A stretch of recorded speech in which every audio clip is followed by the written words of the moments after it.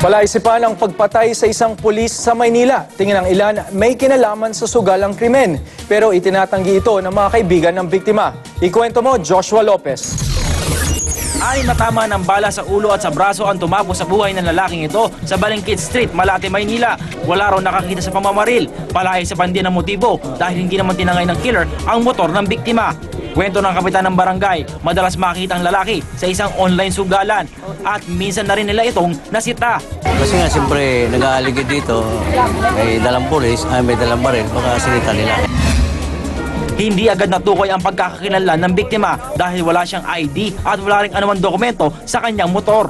Pasado 1:00 ng madaling araw, dumating sa presinto ang grupong ito at kinilala nila ang biktima na si PO1 Anthony De La Cruz. 2 buwan pa lang daw ito nakatalaga sa Manila Police District at tingin ng kaibigan niya may kinalaman sa trabaho ang krimen. Kaya sabi niya sa akin, may trabahuin daw sila dyan, ganun. Trabahong pulis kasi.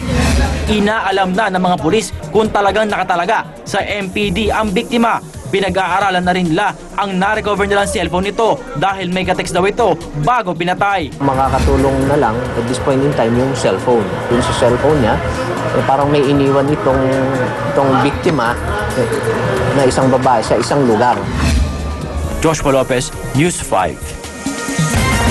Dalawang magkahiwalay na sunog ang sumiklab kanina sa Quezon City. Sa isang insidente, nireklamo ng mga residente ang pagiging makupat daw ng mga bumbero. Ikwento mo, Benji Dorango.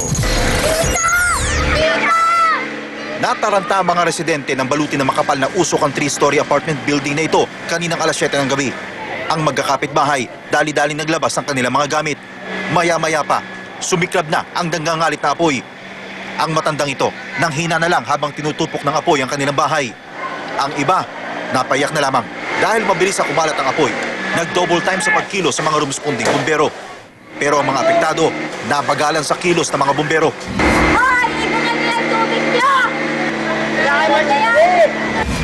Makalipas ang 1 oras, napatay din ang sunog.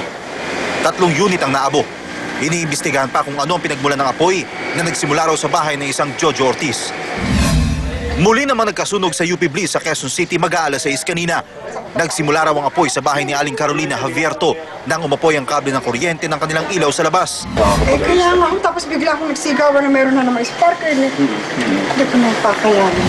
Mabilis na naapula ng mga residente ang sunog, kaya wala nang naabutang apoy ang mga rumisponding bombero. Benji Durango, News 5.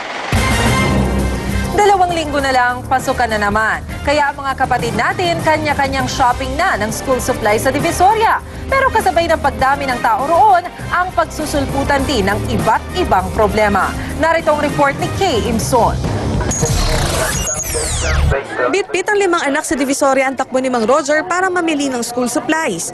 Nandito na kasi lahat ng kailangan ng mga bata na makukuha pa niya ng mas mura. Ang mga notebook nasa 8 hanggang 850 pesos. Meron ding mga nakatahina na nasa 950 hanggang 10 piso. Ang pencil case nasa 35 pesos. Habang naglalaro naman sa 25 hanggang 30 pesos ang mga krayola at 8 hanggang 10 piso ang mga pambura, pantasa at gunting. Dahil mura, kasyang-kasya raw ang 1,400 pesos na budget ni Mang Roger. Pero para di maisahan ng mga pasaway na tindera, lagi raw nakaalerto ang tatay. Pasukli, bilangin mo na rin para transparency, harap ng tindera, hindi ka maluloko. Pero di lang naman daw ang mga mamimili ang sumasakit ang ulo. Inirereklamo ng mga tindera ang ilang customer na sobra kung makahingi ng diskwento. Makukunat na buyer na parang akala mo halos hingi na lang yung mga presyo. Problema rin daw ang mga mamimiling pili ng pili pero di naman bumibili. Ginagawang national nga may taga-ayos. Diba sa national, puro ano lang sila, pinababayaan. Sa amin, di pa pwede. Kasi hindi na makikita yung mga notebook mo pag nakakalat. So parang pagka ganon, halos ang buyer lang ang pupunta sa'yo. Kailangan marami. Kasabay naman ang pagdagsa ng mga mamimili sa Divisoria ang pagsasamantala ng mga magnanakaw. Kanina, isang lalaki ang bagsak sa kalaboso matapos mahuling ng durukot. Kaya paulit-ulit na paalala ng mga pulis. Huwag silang magdala ng maraming pera at huwag silang magsuot ng alahas. Iwasan nila yung gumamit ng cellphone sa daan at maging alerto. Kay Imson, News 5. Bukas ang simula ng Brigada Eskwela ng Department of Education. No cash donations policy pa rin ang naturang ahensya. Kaya inihikayat nila ang lahat na voluntaryong magbigay ng mga gamit para sa paglilinis at pagsasaayos ng mga paaralan. Carla Lim, ikwento mo. Mahigit 2 linggo pa bago ang pasukan pero abalang-abala na ang magkakaklaseng ito sa paglilinis sa kanilang eskwelahan dito sa Justo Locban Elementary School sa Paco, Maynila. Inunahan na nila ang Brigada Eskwela Operation na bukas pa magsisimula. Kami rin po kasi gagamit na ito pag grade 6 na kami. Si Teacher Rosana isinama pa ang kanyang mister sa paglilinis. Mas mahirap magtrabaho pag yung sobrang dami. Kaya ang inano ko na lang, mauna ako para mas mabilis ang kilos ko. Dito rin sa Justo Locban Elementary School kung saan magsisimula ang Brigada Eskwela ay pininturahan na ang mga kisame at dingding, dinagdagan na rin ang mga lababo. Minamadali na rin daw nila ang paggawa sa bagong gusali na may 24 classrooms. Marami ditong mga construction na repair, no, na nakita nila na dapat na gawin during Brigada Eskwela. Sabi ng DepEd, hindi sila tumatanggap ng cash donations simula nang ilunsad ang Brigada Eskwela noong May 2003. Pero para sa taong ito, aabot na sa 2.2 billion pesos ang halaga ng nalikom na cleaning and repair donations. Mas hinihikayat din daw nila ang pagbabayanihan sa paglilinis at pagkukumpuni sa may 45,000 elementarya at high schools sa bansa. Go to their respective schools, the nearest school, nearest their residents so that they can help in the Brigada Eskwela program. Carla Lim, News 5. Plano ng mga estudyanteng bumuo kay Magis o Meat Anti-Germ Infection Solution Robot. Nadagdagan pa ang kaya nitong gawin bukod sa pag-detect ng botcha. Balak nila na idagdag sa function ni Magis ang pag-recycle sa double-dead meat para gawin itong pagkain ng hayop. Hihingi raw sila ng tulong sa ilang meat processor. Nitong Abril, nasungkit ng botcha detecting robot ang 3rd place sa World Lego League sa Amerika.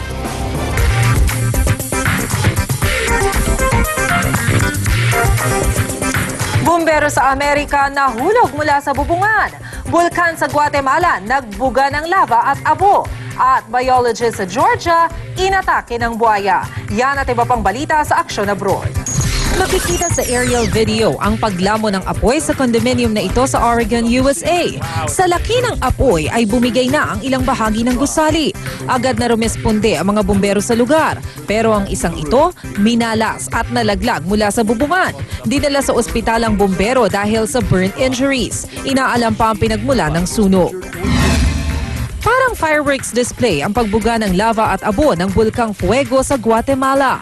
Aabot sa halos kalahating metro ang taas ng ibinugang abo ng bulkan. Dahil dito, ipinagbawal muna ang paglipad ng mga eroplano sa 45-kilometer danger zone sa paligid ng Mount Fuego. Gumulong din pababa ang mga nagbabagang bato kaya isinara muna ang mga highway na malapit sa paanan ng bulkan.